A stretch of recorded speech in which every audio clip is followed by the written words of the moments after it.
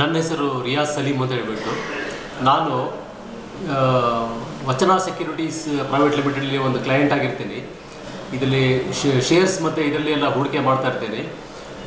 ಇದು ಇವತ್ತು wealth checkup ಅಂತ ಹೇಳ್ಬಿಟ್ಟು ಕಾರ್ಯಕ್ರಮ ಇದೆ ಅಂತ ಬಿಟ್ಟು ರುದ್ರಮೂರ್ತಿ ಅವರು ಟಿ ವಿನಲ್ಲಿ ಹೇಳಿರ್ತಾರೆ.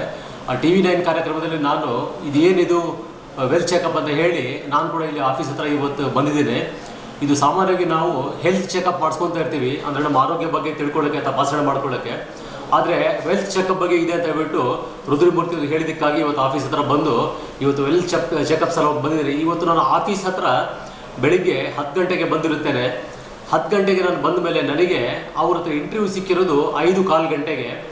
ಅಷ್ಟೊಂದು ಜನ ಎಲ್ಲ ಬಂದು ಅವ್ರ ಹತ್ರ ಎಲ್ಲ ವೆಲ್ತ್ ಚೆಕಪ್ ಬಗ್ಗೆ ಎಲ್ಲ ಮಾಡಿಸ್ಕೊತಾ ಇದ್ದಾರೆ. ವೆಲ್ತ್ ಚೆಕಪ್ನಲ್ಲಿ ನಮ್ಮದು ಆದಾಯ ಎಷ್ಟಿದೆ, ನಾವು ಏನು ಕೆಲಸ ಮಾಡ್ತಾ ಇದ್ದೀವಿ, ಆಮೇಲೆ ನಮ್ಮದು ಸೇವಿಂಗ್ಸ್ ಎಲ್ಲ ಯಾವ ಥರ ಇದೆ, ಆಸ್ತಿ ಯಾವ ಥರ ನಾವು ಮಾಡಿದ್ದೀವಿ, ಆಮೇಲೆ ನಮ್ಮ ಹತ್ರ ಇರುವಂಥ ದುಡ್ಡು ಯಾವ ರೀತಿ ನಾವು ಅದನ್ನು ಇನ್ವೆಸ್ಟ್ಮೆಂಟ್ ಮಾಡಬೇಕು, ದೀರ್ಘಾವಧಿ ಕಾಲದಲ್ಲಿ ನಾವು ಮಾಡಬೇಕಾ, ಅಲ್ಪಾವಧಿ ಕಾಲದಲ್ಲಿ ಮಾಡಬೇಕಾ, ಟ್ರೇಡಿಂಗ್ ಮಾಡಬೇಕಾ, ಹೂಡಿಕೆ ಮಾಡಬೇಕಾ ಅನ್ನೋದ್ರ ಬಗ್ಗೆ ಭಾಳ ಸ್ಪಷ್ಟವಾಗಿ ಎಲ್ಲ ಹೇಳ್ಕೊಟ್ಟಿದ್ದಾರೆ.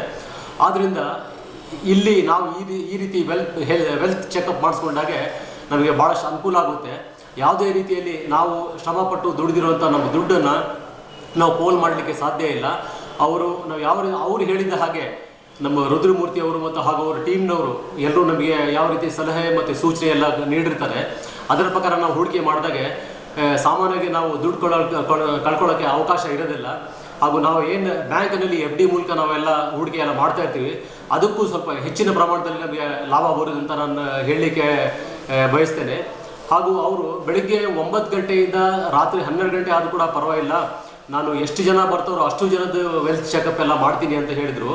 ನಾನೇ ಇಲ್ಲಿ ಸುಮಾರು 11 ಗಂಟೆಗೆ ಬಂದಾಗ 3 ಗಂಟೆಗೆ ಅವ್ರು ಬಂದು ಇನ್ನು ನಾನು ಕೂಡ ಊಟ ಮಾಡಿಲ್ಲ, ಊಟ ಮಾಡೋದಕ್ಕೆ ನೀವು ಕೂಡ ಅರ್ಧ ಗಂಟೆ ಸಮಯ ಕೊಟ್ಟರೆ ನಾನು ಊಟ ಮಾಡ್ಕೊಂಬರ್ತೀನಿ, ನೀವು ಕೂಡ ಊಟ ಮಾಡ್ಕೊಂಬಂದು. ಬಟ್ ಆದರೆ ಇವತ್ತು ಎಷ್ಟು ಜನ ಇಲ್ಲಿ ಆಫೀಸ್ ಹತ್ರ ಬಂದಿದ್ದೀರಾ, ಎಲ್ಲರಿಗೂ ನಾನು ವೆಲ್ತ್ ಚೆಕಪ್ ಮಾಡೋವರೆಗೆ ನಾನು ಹಾಗೆ ಕಳಿಸೋದಿಲ್ಲ, ಯಾರಿಗೂ ನಿರಾಶೆಗೊಳಿಸಿಲ್ಲ ಅಂತ ಹೇಳಿದ್ದಾರೆ.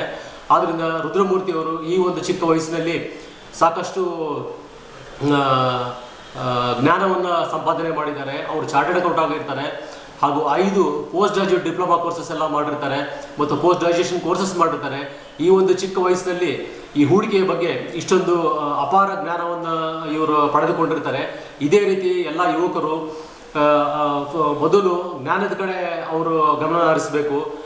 ಎಲ್ಲಿ ಸರಸ್ವತಿ ಇರುತ್ತೋ ಅಲ್ಲಿ ಲಕ್ಷ್ಮಿ ಕೂಡ ಒಲಿತಾಳೆ ಅಂತ ಇವರು ರುದ್ರಮೂರ್ತಿ ಎಲ್ಲ ಹೇಳ್ತಿರ್ತಾರೆ. ಅದು 100ಕ್ಕೆ 100 ಸತ್ಯ ಅಂತ ಹೇಳ್ತಾ ಈ ವಚನ ಸೆಕ್ಯೂರಿಟೀಸ್ ಪ್ರೈವೇಟ್ ಲಿಮಿಟೆಡ್ನಲ್ಲಿ ರುದ್ರಮೂರ್ತಿ ಅವರಿಗೆ, ಅವ್ರ ಟೀಮ್ನವ್ರಿಗೆ ಎಲ್ಲರಿಗೂ ಶುಭವಾಗಲಿ ಅಂತ ಹೇಳಿ ನಾನು ಧನ್ಯವಾದ ಅರ್ಪಿಸ್ತೇನೆ.